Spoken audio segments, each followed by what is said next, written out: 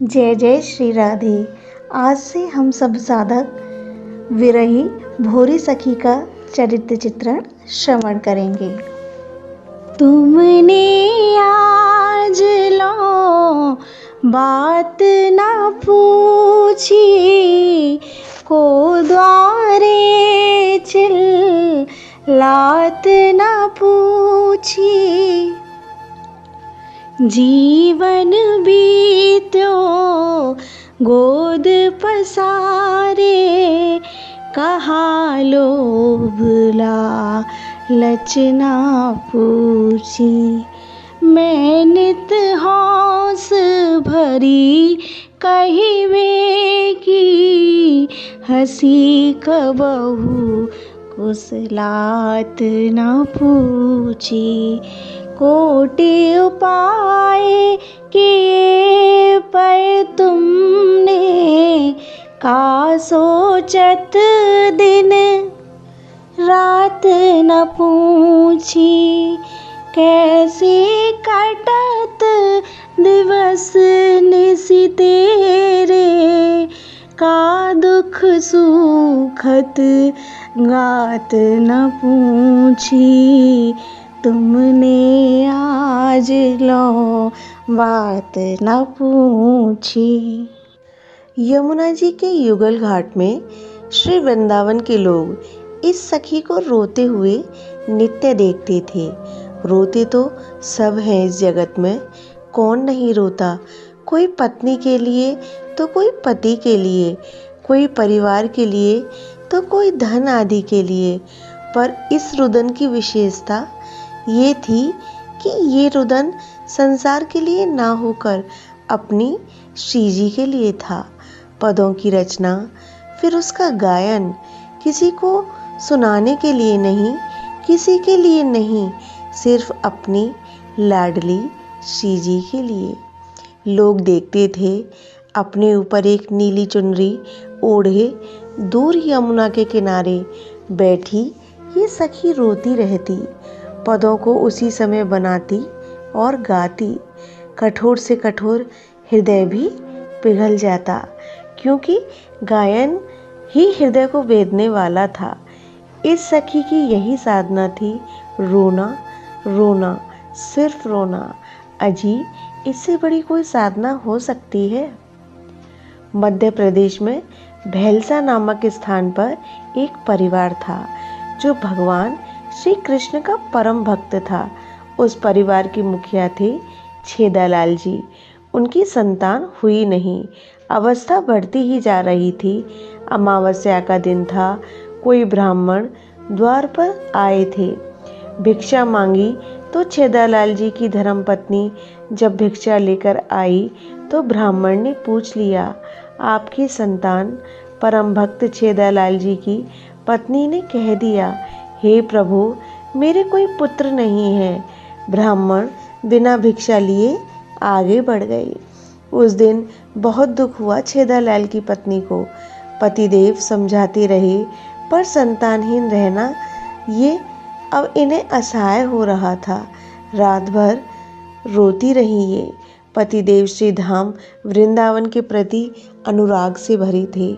पत्नी का मन बहल जाएगा और श्री राधा वल्लभ लालजू की कृपा भी हो जाएगी, ये सोचकर मध्य प्रदेश के भैलसा स्थान से श्री धाम के लिए ये दोनों चल दिए थे। श्री वृंदावन में जब पहुँचे तब इनकी पत्नी को दिव्य दिव्य सुकून होने लगे। इनके कुल में श्री राधा वल्लभ जी की ही उपासना थी, इसलिए बांके बिहारी जी के दर्शन करके ये श्री राधा वल्लभ जी ही पहुँचे।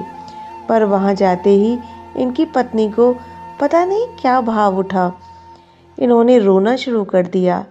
42 लीला श्री ध्रुवदास जी द्वारा विरचित इस वाणी जी का पाठ और वहाँ के गोस्वामी जी इनकी रसमय व्याख्या करके बता रहे थे। छेदालाल जी की पत्नी अपने अश्रुओं को पोंछकर वहीं बैठ गई। मान कुंज में श्री जी मान कर गई हैं। प्यारे श्याम सुंदर मना रहे हैं। अपने पलकों को प्यारी के चरणों में छुआ रहे हैं, हाँ हाँ खा रहे हैं, मान जाओ ना प्यारी। पर श्री जी मान नहीं रही हैं। कुछ ही देर में श्याम सुंदर अंतर्ध्यान हो गए।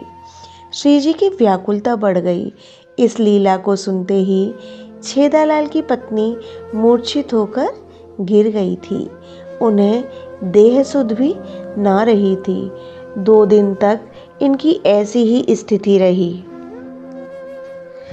तीसरे दिन जैसे तैसे इनको कुछ होश आया था, पर भीतर ही इनकी श्री राधा वल्लभ लाल जी से प्रीति और प्रगाढ़ हो गई थी। हम जड़ राज्य में रहते हैं, इसलिए चिन्मय राज्य के बारे में सोच नहीं पाते। चिन्मय राज्य में जड़ जैसा कुछ है ही नहीं। वहाँ तो सब चैतन्य है, सब चैतन्य है। राधा वल्लभ घेरा में नित्य प्रवचन होता था। राधा वल्लभीय वाणियों पर एक गोस्वामी जी हित 84 पर बोल रहे थे। रसिक लोग सुना रहे थे। श्री जी अत्यंत सुंदरी हैं। श्याम सुंदर उन्हें निरंतर निहारते हुए भी अघाते नहीं हैं। क्यों प्यारी जू, आपके नेत्रों में अश्रु बिंदु क्यों? श्री जी के नेत्रों से अश्रु का एक बूंद गिरा। उसे श्याम सुंदर ने अपनी हथेली में रख लिया। प्यारे, तुम कभी छोड़ोगे तो नहीं? ये कहते हुए श्याम सुंदर के हृदय से लग गई थी श्री जी। पर ऐसा क्यों कह रही हो आप? इसका कोई उत्तर नहीं था श्री जी के पास, क्योंकि प्रेम में ऐसे विचार आते जाते रहते हैं। अज्ञात से प्रेमी डरा रहता है, कहीं वियोग ना हो जाए। छेदालाल की पत्नी सुन रही है हित 84 की चर्चा। कोई जड़ नहीं है निकुंज में, सब चैतन्य है। तभी छेदालाल की पत्नी भाव जगत में चली गई। उन्हें कुछ भान नहीं है। वो उस भाव जगत में देख रही हैं। श्याम सुंदर ने अपनी हथेली में रखे श्री जी के आंसुओं को छेदालाल की पत्नी की ओर फेंका। ओह, वो अश्रु उधर में प्रविष्ट हो गया।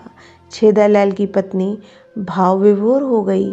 वो कुछ भी समझने की स्थिति में नहीं थी। वो बस अत्यंत कातर होकर श्री जी को पुकारने लगी। और उसी से समय आने पर भोरी सखी का जन्म हुआ था। ये पुरुष थे, पर सखी भाव की उच्चावस्था के कारण इन्हें सखी ही कहा गया है। यह प्रसंग अब यही विश्राम लेता है। हरे कृष्णा, राधे राधे।